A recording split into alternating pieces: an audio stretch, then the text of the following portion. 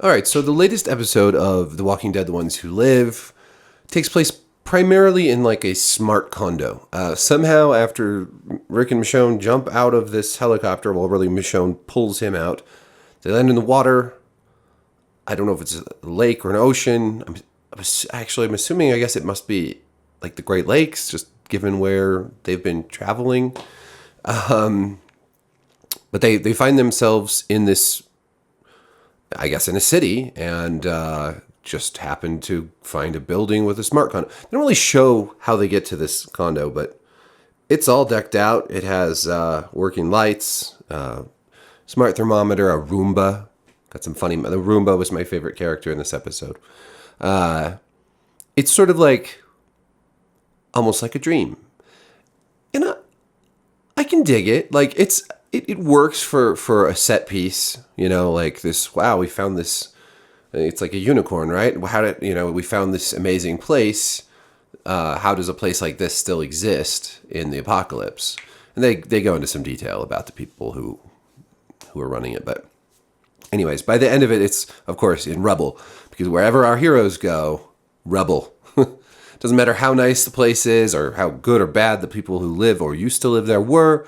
Once our heroes show up, it's done for. And sure enough, they have to escape the crumbling building by the end of the episode. A lot of people are singing this episode's praises. I think, Janae Guerrera, who plays Michonne, wrote the episode, so a lot of people are like really gung-ho about that. She is a playwright. She's a good writer. And there's some good writing in this episode, but I didn't like it. It felt like way too much time was spent on them arguing about going home. I mean, they have this perfect opportunity with the helicopter crashes, everyone presumed dead. Like, there's no way Jadis will need to retaliate against Rick now. He's dead. And it takes forever for Michonne to convince him of this. And what really bugs me about that is they try to portray Rick as like this broken man. He talks about his dreams eventually and then it breaks down and it's all emotional. But like, he tried to escape a bunch of times and he was going to escape until Jadis threatened him. Like, he wasn't going to stick around. The only reason he stuck around was Jadis saying, "If you leave, I'll kill everyone." Well, that's no longer a problem. So his whole shtick about going back to like change the CRM from within and fulfill Okafor's mission, it just doesn't make sense. And the dream stuff just feels a little Walking Dead cheesy to me. I don't know. Like, I don't get why that's like. I mean, I don't know. There was nice moments when she showed him the picture of Carl on the phone, the drawing.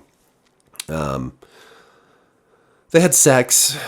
It was structured. The structure and pacing were really weird in this episode, though, because like the building is already sort of like wobbly when they get to the sex scene. I think it would have made more sense if they'd gotten the argument out of the way sooner. Rick had his little meltdown confession about his dreams and his trauma and everything, and then they'd had sex. And then they were like, "Let's go." And then the CRM shows up and blasts the other building, and this one starts shaking, and they have to get away. And then you could have had all the combat and the getaway stuff. And then you could have fit even more after they leave if you wanted to.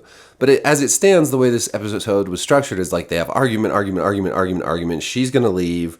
Then the CRM shows up and blows up the building. Then he goes and helps save her. And there's like the chandelier that falls down and he has to save her from that. Then, the building is already like in the early stages of collapse. They have sex. I don't know. It's a weird structure. The pacing felt really slow, and like this circular nature of the conversation or the debate, the argument they were having, just felt tedious. So I think if they just had compacted that a little bit more, gotten through that in a more sensible progression of events, I'd been more down. Little spoiler for next week's episode. I saw the preview for it. There is a line where Michonne says, "This can't end with us going home," or something to that effect, which made me want to scream. Like, you just spent the whole episode, almost an entire episode, talking about how Rick is not himself and he's lying to himself, and we need to go home and we need to see, our children. She reveals that he has a son, which he has almost no reaction to. And now in the next episode, she's saying we can't go back. I don't know. There's also rumors that well, maybe there's going to be like a cameo and they meet somebody, and then that's why they can't go back. I don't know. Maybe it's Morgan, off from Fear the Walking Dead. Though I've also heard rumors that Morgan's actually going to be somehow on the Daryl Dixon show.